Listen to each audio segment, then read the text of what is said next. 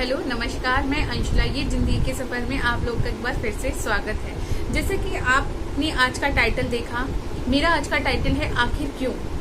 आखिर क्यों के आगे एक क्वेश्चन मार्क है। इस क्वेश्चन मार्क का क्या मतलब होता है ये हम सभी जानते हैं। इस क्वेश्चन मार्क का मतलब होता है क्या मैं आपसे कोई क्वेश्चन कर रही हूँ, क्या मैं किसी और से कोई क्वेश्चन कर रही हूँ। जी नहीं, मेरा ये बिल्कुल भी मतलब नहीं है कि मैं आप लोगों के साथ क्वेश्चन कर रही हूँ। इस क्वेश्चन मार्क का मतलब है कि मैं खुद से ही ये क्वेश्चन कर रही हूँ कि आखिर क्यों हम लेडीज के साथ या हम औरतों के साथ ऐसा होता है। आज मैं आपसे अपना लिखा हुआ एक आर्टिकल शेयर करने वाली हूँ। जैसे मैंने आप लोगों को बताया था कि मुझे लिखना बहुत पसंद है, मैं कुछ कुछ लिखती रहती हूँ। अभी तक मैंने कोई भी अपना लिखा हुआ कोई भी आर्टिकल या पोएट्री मैंने पब्लिश नहीं की है किसी भी सोशल मीडिया पे, या फिर वैसे मैंने अभी कुछ भी पब्लिश नहीं किया है। होप है कि कभी मेरा ये ड्रीम भी पूरा होगा कि मैं इन सब चीज़ों को पब्लिश कर पाऊंगी। तो आज मैं अपना लिखा हुआ एक आर्टिकल आप लोगों के साथ शेयर करने वाली हूँ। इस डायरी में मैं अपना पूरा आर्टिकल लिखती हूँ। मैं इसमें अपना जो भी है, मेरे मन के विचार जो भी हैं, मैं इसमें लिखती हूँ। मुझे पसंद है लिखना, और ये हॉबी मेरी बचपन से ही थी। बट मैंने बचपन में कभी, क्योंकि इतनी स्टडीज होती हैं उस बीच में हम इतना ध्यान नहीं दे पाते कि हमें क्या चीज़ें ज़्यादा पसंद है और क्या चीज़ें नहीं है। उस टाइम हमारा मेन फोकस सिर्फ और सिर्फ हमारी स्टडीज़ पे ही होता है, और मेरा भी ऐसे ही था। बट कुछ टाइम बाद, शादी के कुछ टाइम बाद मैंने अपना लिखना शुरू कर दिया था। जब मैं 3 इयर्स फ्री थी, क्योंकि शादी के तुरंत बाद मैंने जॉब स्टार्ट नहीं की थी, 2-3 साल में फ्री थी, तो उस टाइम पे मैंने लिखना शुरू कर दिया था। उसके बाद से बंद ऑन एंड ऑफ चलता रहता है, कभी लिखती हूँ कभी नहीं लिखती हूँ। तो आज मैं एक ऐसी आर्टिकल आप लोगों के साथ शेयर करना चाहती हूँ। तो विदाउट एनी डिले हम शेयर करते हैं, उसके बाद हम बात करेंगे आखिर क्यों। उसके आगे एक क्वेश्चन मार्क है। हम अपनी जिंदगी की डोर एक ऐसे हाथ में देते हैं जिसे हम जानते नहीं हैं। उसी की हर खुशी में खुश होने को अपनी जिंदगी बताते हैं।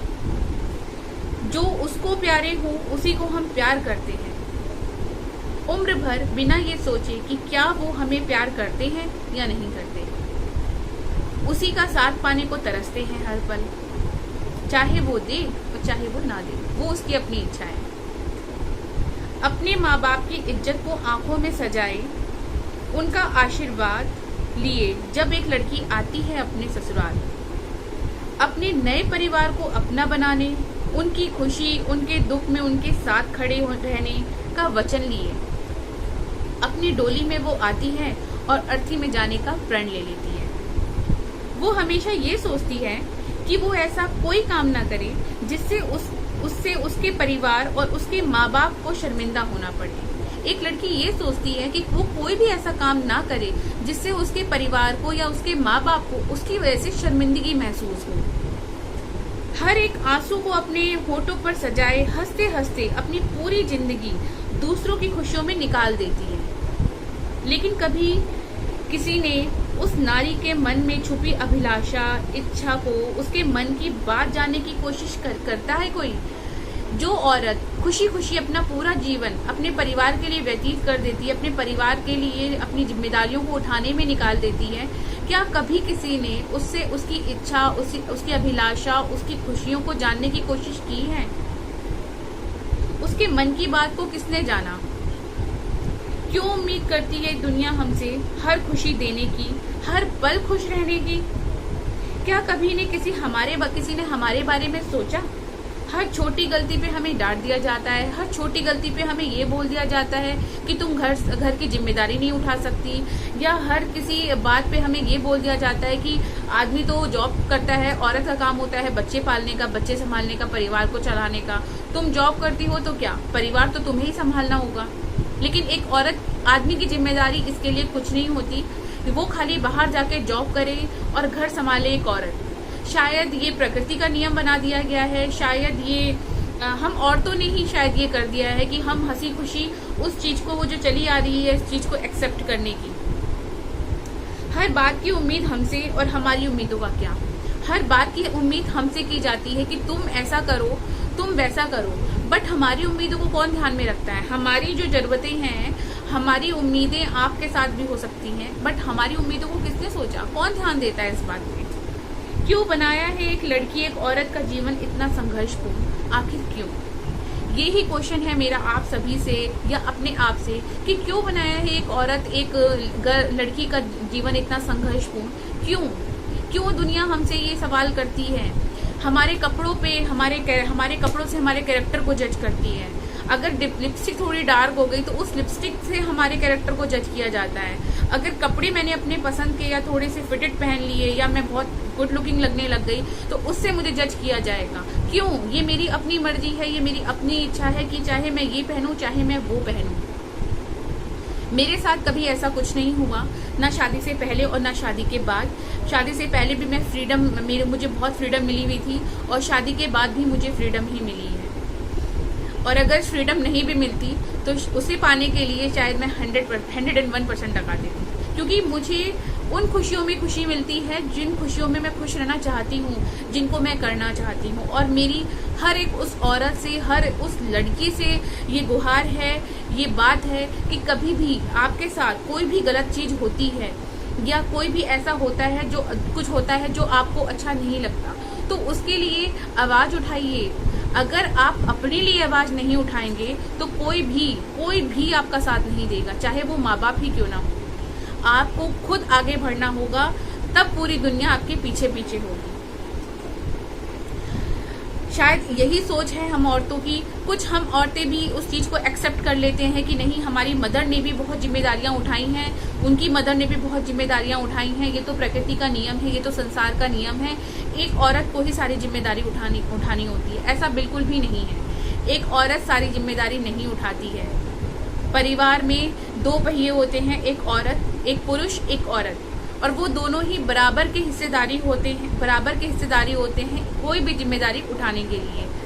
तो मैं यही चाहूंगी, मेरा सिर्फ किसी चीज को लेके कोई फाइटिंग करने का मूड बिल्कुल भी नहीं है, या किसी को प्रवोक करने का, प्रोत्साहित करने का बिल्कुल मूड नहीं है। मैं सिर्फ इतना ही कहना चाहती हूँ कि कभी भी आपको ऐसा लगे कि हाँ, मैं कोई चीज करना चाहती हूँ, मैं आगे पढ़ना चाहती हूँ, मैं जॉब करना चाहती हूँ शादी के बाद, या बच्चा होने के बाद मैं जॉब करना चाहती हूँ, कंटिन्यू करना चाहती हूँ, तो प्लीज एक सवाल अपने आप से भी ये कीजिए कि अगर मैं चाहती हूँ तो मेरी चाहत का किसने ध्यान रखा है? कौन मेरी चाहत को मुझसे आगे पूछता है कि तुम क्या चाहती हो जिंदगी से, या तुम शादी के बाद क्या करना चाहती हो, या बच्चे हो गए उसके बाद क्या तुम जॉब करना चाहती थी?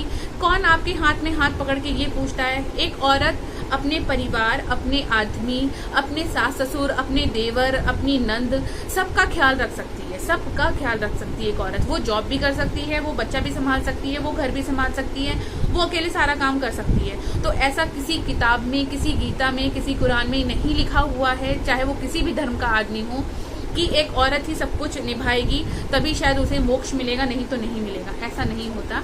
आप भी खुद से खुद के लिए सवाल करिए कि जो मेरी खुशियां हैं, जो मैं चाहती हूँ, क्या मैं वो कर पा रही हूँ?